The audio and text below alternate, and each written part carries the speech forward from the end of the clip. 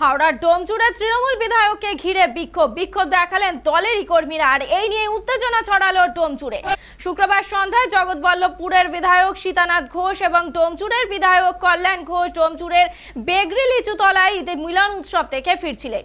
সেই সময় ডোমচুড়ের বানিয়ারা স্কুল মাঠের কাছে তৃণমূল কংগ্রেস কর্মীরা সীতানাথ ঘোষের গাড়ি ঘিরে ধরে কালো পতাকা দেখাতে থাকেন।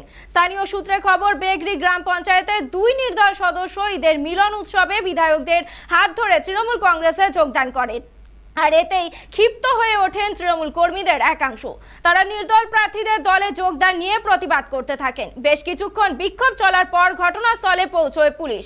এই ঘটনায় জগৎবল্লভপুরে তৃণমূল বিধায়ক সীতানাথ ঘোষ ফোনে জানিয়েছেন, যারা ওই সময়ে ছিলেন তারা প্রত্যেকেই তৃণমূল কর্মী এবং অন্য বুথে দলের হয়ে সক্রিয়ভাবে কাজ করেন। লোকসভা ভোটের আগে দলকে শক্তিশালী করার জন্য নির্দল প্রার্থীদের দলে যোগদান করানো হয়েছে। তিনি আরো বলেন, কর্মীরা তাকে বিক্ষোভ দেখাননি, কিছু প্রশ্ন করেছেন, এটা তাদের অধিকার। কর্মীরাই তাদের দলের আসল সম্পদ।